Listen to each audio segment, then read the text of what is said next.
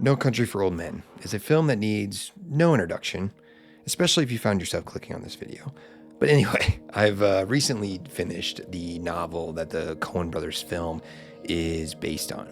And it had me appreciating something about this story and its characters. It had me appreciating just how much it forces me to reflect on my own drives, my desires, sense of morality, and the narratives we all create for ourselves in this world. And here's a quick summary of the film.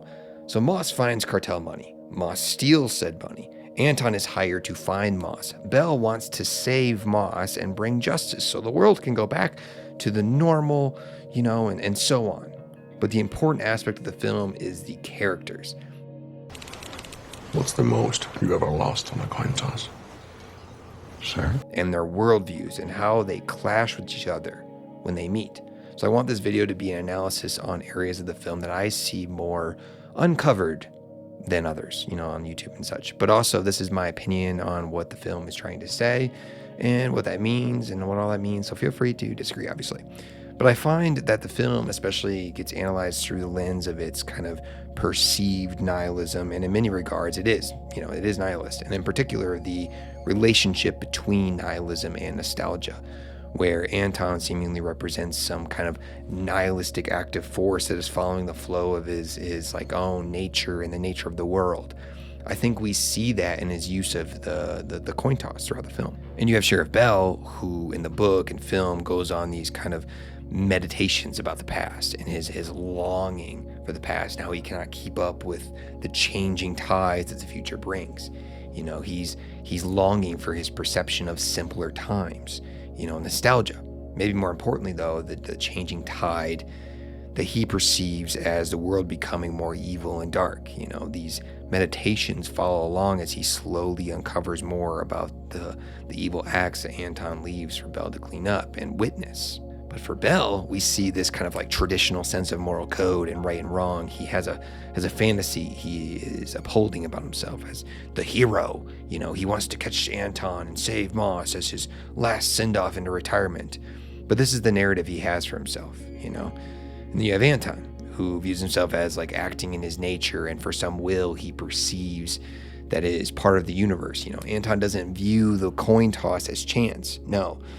The results of the coin flip can only happen the way that they did for him.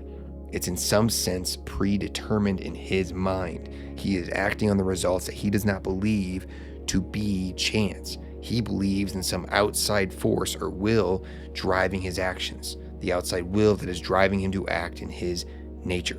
But honestly, Anton acts as a character that has a very bad interpretation of Nietzsche and his concept of the will to power, but that's a combo for another day.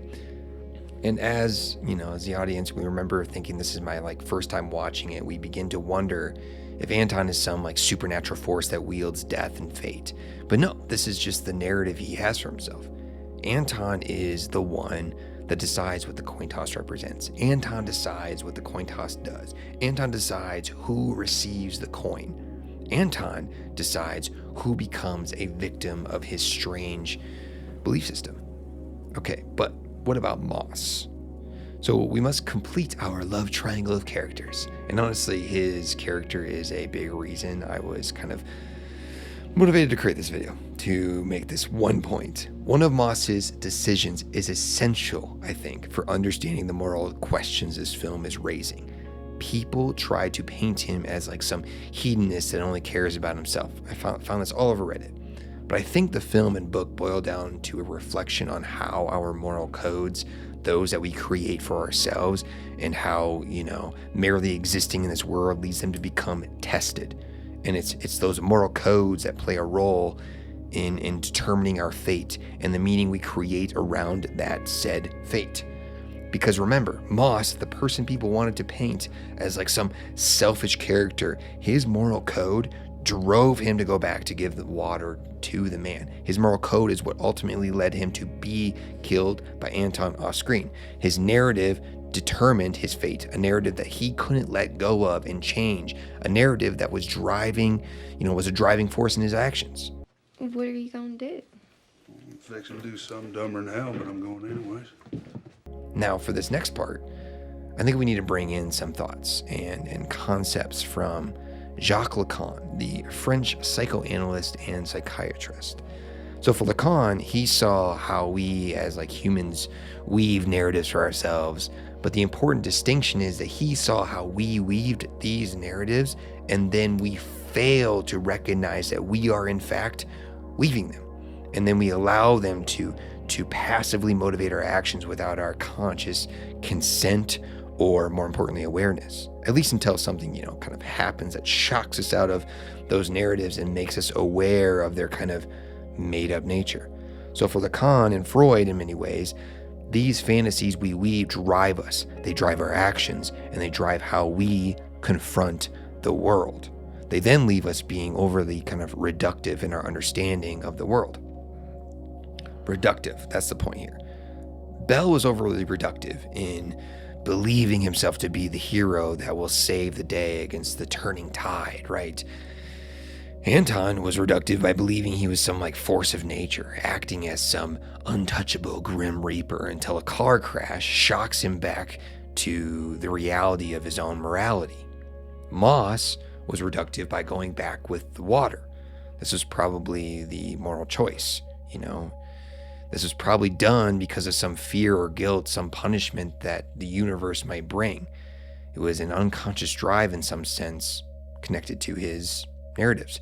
You see, these fantasies allow us to perceive ourselves as more active agents with some like kind of essential core that is driving us. This belief in some inner core makes life more manageable in many ways because it allows us to perceive ourselves as more self-certain in our pursuits.